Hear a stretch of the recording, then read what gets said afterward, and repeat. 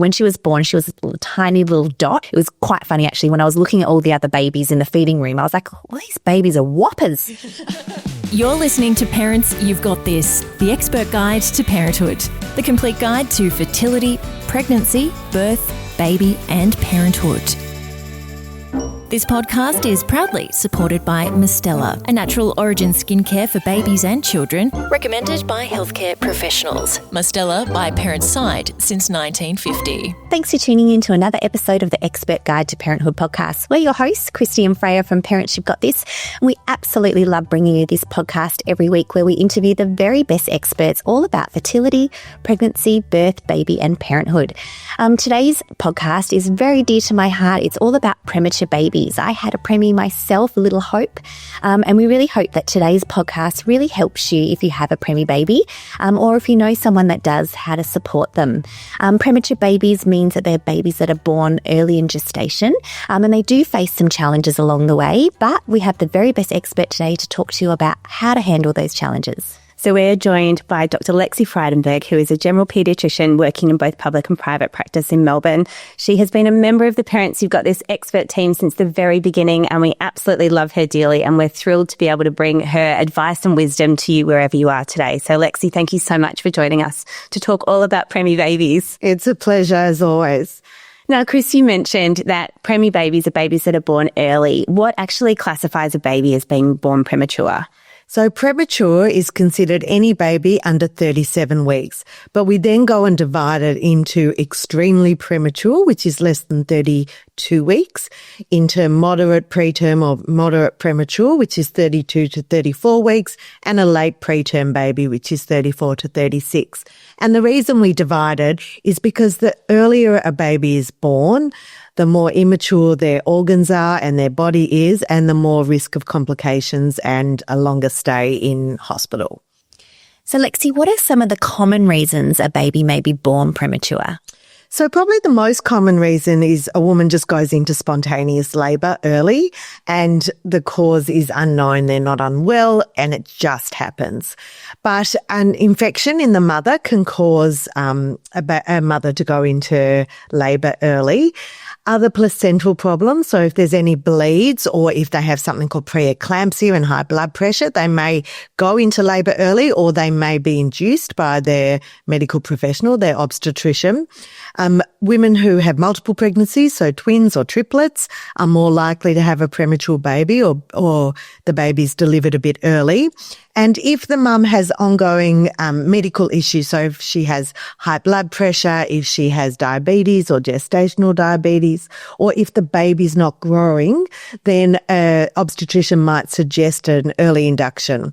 So they're the most common reasons why a baby's delivered early. Yeah, and that's what happened with my little Hopi. So I had a rare condition called vasa previa, where your placenta is over your cervix, but also the main blood supply is on the outside. And then I had a car accident at 32 weeks, and that actually moved my placenta up from the impact of the seatbelt.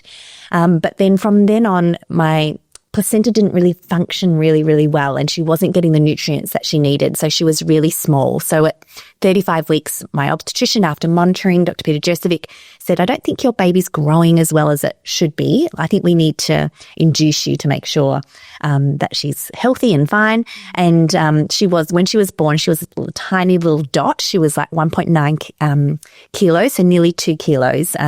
But, she was perfect. It was quite funny, actually. When I was looking at all the other babies in the feeding room, I was like, well, these babies are whoppers. They weren't. It was just that my baby was really small. But look at her now. She's super tall and thriving and just absolutely amazing. It's not an easy decision or a light decision that an obstetrician will undertake to deliver a baby early, but if the baby's not growing or they're concerned about the baby's health, their heart rate keeps dropping, you may be advised to have the baby early, either go into labour and have your labour induced vaginally or to have a caesarean section. But, it is a complex decision and everything is weighed up.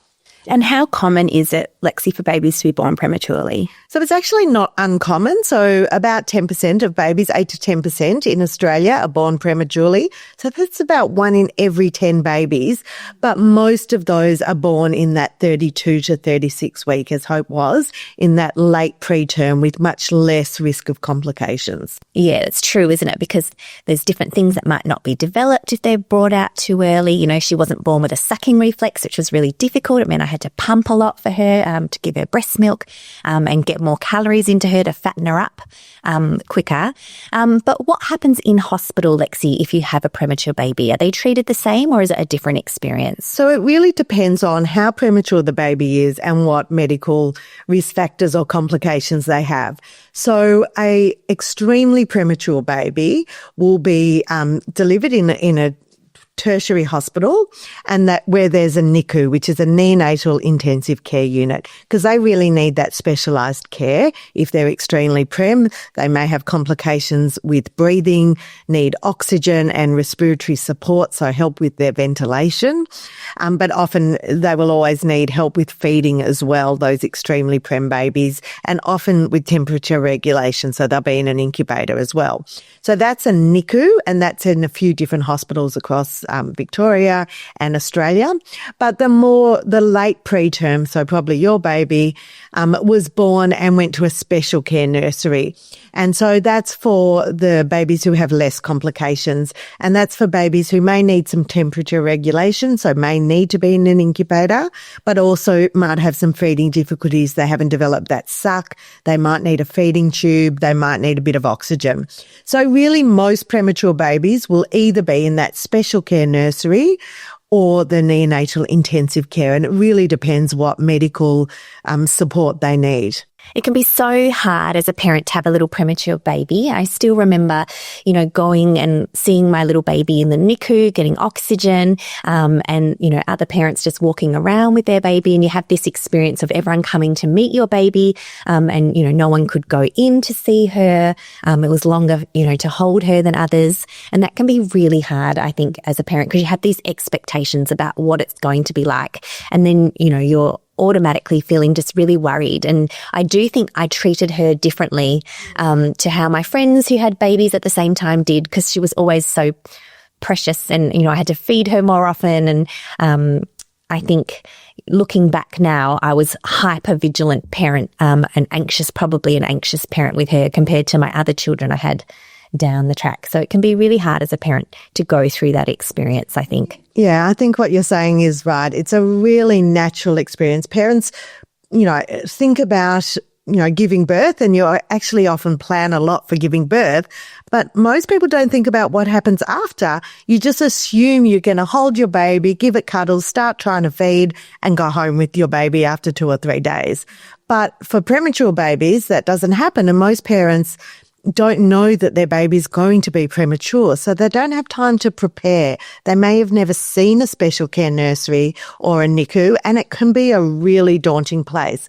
But I think the nurseries are doing a really great job now on trying to embrace and nurture and look after parents, trying to, whenever they can, get the babies and the mothers to have skin-to-skin contact, that kangaroo care, because it has been shown to have good benefits long-term for the baby and the mother. And one thing that Dr. Peter Joseph did, which is incredible for us, is he actually got her little NICU bed, I don't know what they're called, you probably know the right word, put into our room after a couple of days because she had jaundice, so she had to go under the bilirubin lights. But it was magic for me because it meant that I wasn't around all of the other little babies and seeing some of them, you know, they were as big as their head was like an egg, you know, and when I was looking at Hope, I was like, I'm so lucky. There's like some little tiny little ones.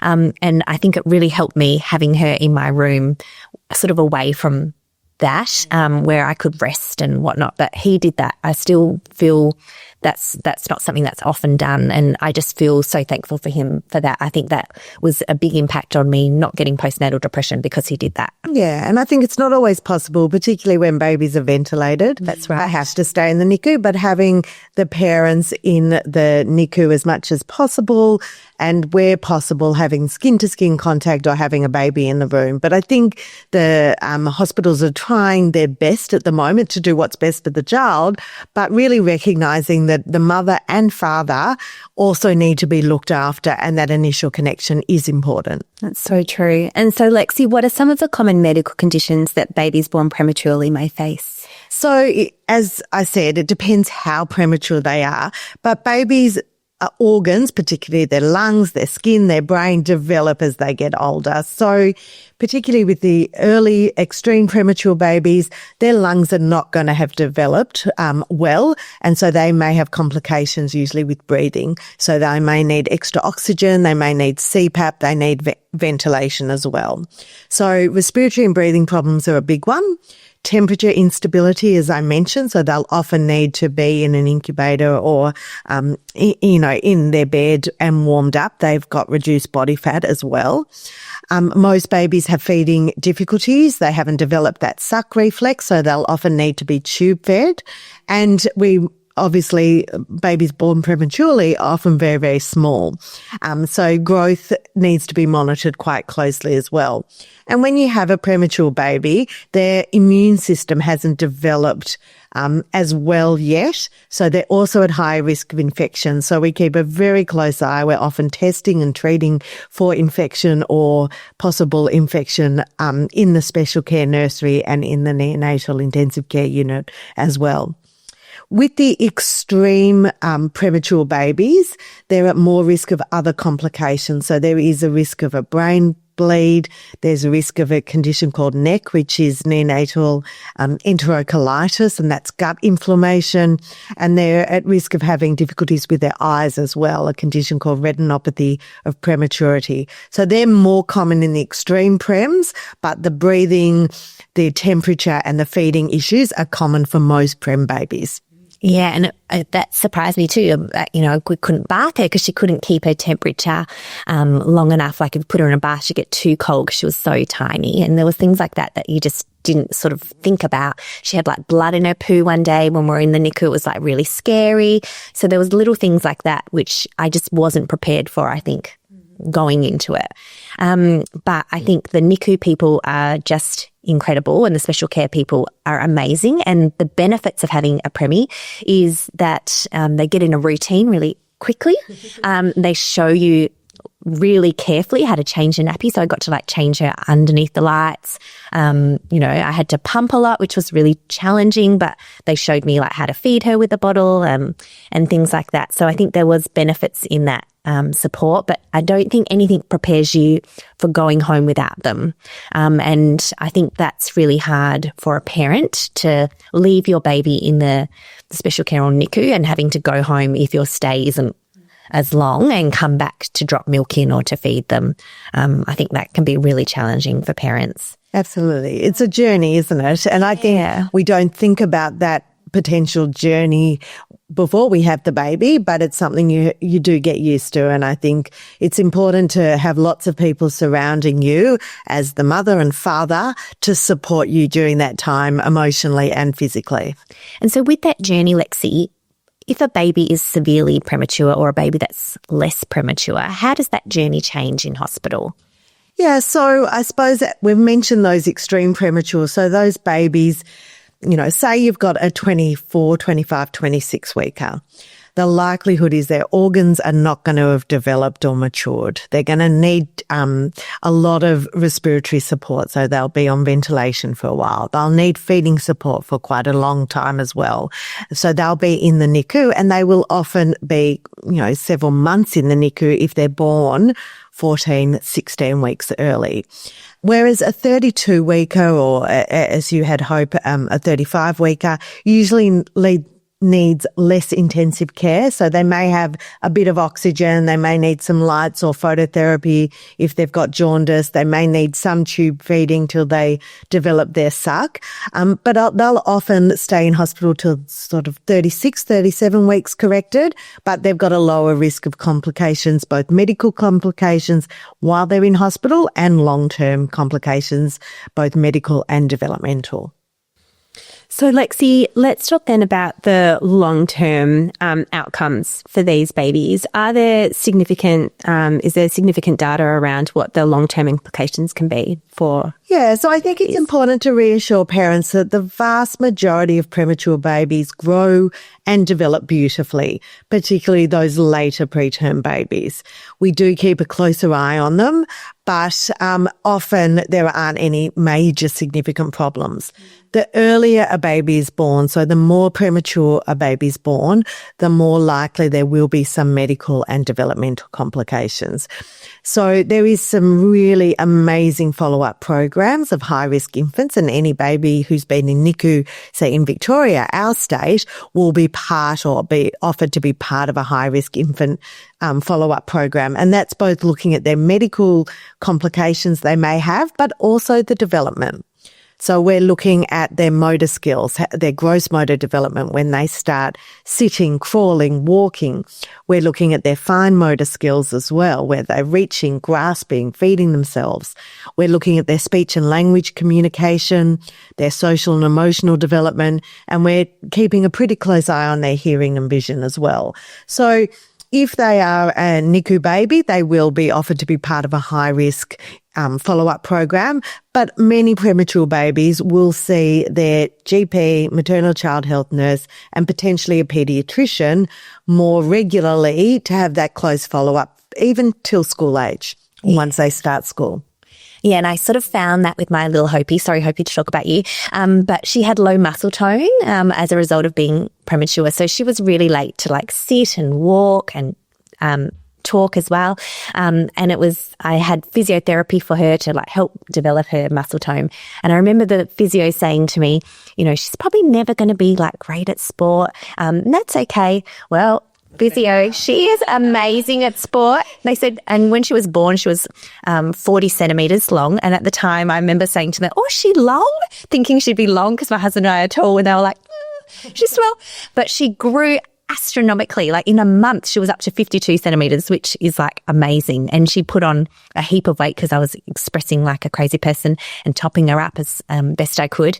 And it now, if I could tell myself back then, what I know now is, you know, you'd never know she was preemie. And she wasn't really, really preemie. I've had friends that have had extremely preemie babies and they do have challenges still. But I think it's good to know that they can, you know, just catch up just as well as their peers, isn't it? Because I think you do compare yourself a lot. And that was one thing I wasn't prepared for. I was comparing myself at mother's group to a baby that was the same age. But with preemies, there's a corrective age, isn't there? Yeah, so a corrected age is when we're looking at their chronological age, what they should be, rather than the gestational age, what they were. And we usually correct growth and development up to the age of 2. So say you've got a premature baby who's 12 months, who's been in the world for 12 months, that's their gestational age, but they were 3 months premature, so they're really acting and developing like a 9-monther. So we correct their growth and their developmental expectations to a 9-monther. Does that make sense? Yeah. And we usually do that till age 2 or even a bit longer for the extreme preemies. Yeah, and that really did help because like when she walked late, but I think she actually probably looking back walked late because I never put her on the floor. Because she was so precious. I remember going to like Jimbaroo and she'd be sitting there and everyone else would be off crawling and she'd only just sort of learnt to sit. And I still remember like putting her down and like wiping underneath her because I was so scared that she was going to get sick. And, you know, I think you're just so much more precious if things don't start out as you initially, I guess, thought that they would. Absolutely. And it also depends on the birth order. If it's your first child versus if it's your third child, you're going to manage it very differently, as we all do. So I think, you know, people do care and get very anxious and worried about their premature babies a bit more because they've had that stay in hospital, they're worried about infection risk, etc. But we do know that the vast majority, as I said, of premature babies grow and develop well, and, trust your gut instincts, but, have a good support team around you so that if you do have concerns, you ask the right people. Definitely. In terms of cognitive development, Lexi, are there any long-term implications, or is it the same as the physical element? So absolutely, once again, it depends if your baby's extremely premature or if they're a late preterm. But we do keep a closer eye on premature babies about their development. As I mentioned, their speech and language, their social, emotional, and their fine and gross motor skills. But once they get a bit older, they start learning, they start at school. We do know that particularly with the more premature babies, there is a risk of attentional issues, so a higher risk of ADHD as well. There can be a risk of cognitive and IQ issues, so we keep an eye on that, and on learning difficulties. So really any particularly extreme premature baby, the sort of follow-up doesn't stop once they turn 5 or 6 and start school. We do keep an eye on them once they start school, because really early intervention in all of this does matter. So as you mentioned, you started physio pretty early, and I think it's important that we reach out to our resources. We're so lucky in Australia. We've got amazing allied health. We've got really good public schools as well. And I think with premature babies, we're often keeping a bit of a closer eye, but early intervention makes a difference. Getting the right support early is important. Yeah, and I have to thank Denise, my amazing maternal and child health nurse, who I was there way too often as an anxious parent, but she was just so kind and supportive to me during that period. And Andrew, Dr. Andrew, who's also an expert at Parents You've Got This, who would come in and see Hope if she needed, when she had blood in her poo, or she choked once because her wasn't developed properly. So she often, as a baby, she'd just gag on, because she wasn't, her swallowing saliva wasn't, she dribbled like profusely. So every time we saw her, she was like just wet because she didn't have that swallowing reflex. But they were just incredible to me. And I think it's really important to have those networks of support, isn't it? And because particularly if you're pumping or you're bottle feeding and topping up, it takes a long time. So you may not necessarily have time to go out and do the normal things. You may be worried that they're going to get sick, so you might not go to a cafe and things like that. So Lexi, where can parents go to get some more support if they do have a premature baby? Yeah, so I think if your baby's in special care or in the NICU, while you're there, hopefully the team will give you a lot of information. So there's always a NICU social worker. They'll give you information about different organisations that can help you when you go home, either for emotional counselling, peer support. Finding other NICU parents is often really helpful for parents, because other NICU parents may understand better what you're going through compared to friends who have delivered their baby and gone home on day 2. So I think there's a lot of fantastic organisations in different states, and your hospital should be able to support you and give you information. But I also think it's important to then check in with the regular follow-up that all our babies have access to in Australia, which is your GP, your maternal child health nurse, and some paediatric or follow-up if needed. So not every premature baby will need to see a paediatrician or a neonatologist, but many will. It doesn't mean it's forever, but I think knowing that we're there, particularly for these babies, to keep a bit of a closer eye, both medically and developmentally, is quite important. Absolutely. Oh, well, Lexi, thank you so much, as always, for coming on Parents You've Got This, the Expert Guide to Parenthood podcast. We really appreciate you having you here and all your expertise. And parents at home, if you do have a premature baby, my heart's out with you. I'd love to show you a big picture of my gorgeous, tallest, longest-legged, amazing athlete, Premi baby Hope, just to give you hope that, your journey can be just as incredible as someone who doesn't have a premature baby. And maybe you'll meet some of your very best friends in the NICU. So, yeah. A huge thanks to Mistela for sponsoring this episode. Mistela empowers parents throughout their parenting journey with education and honest conversations from pregnancy and beyond. Mistela has plenty of parenting articles and resources on their website. Visit mistela.com.au. Mistela is our family's favourite. Thank you so much for listening to the Expert Guide to Parenthood podcast. And never forget, parents, you've got this. Join a Parents You've Got This masterclass today to be prepared, excited and educated for pregnancy, birth, baby and parenthood. Visit www.parentsyou'vegotthis.com.au and sign up for a masterclass today. The information provided in this podcast is general in nature and is intended to support, not replace, a discussion with your doctor or healthcare professional. Parents You've Got This take no responsibility for any medical decisions made by individuals based on the information provided in this podcast.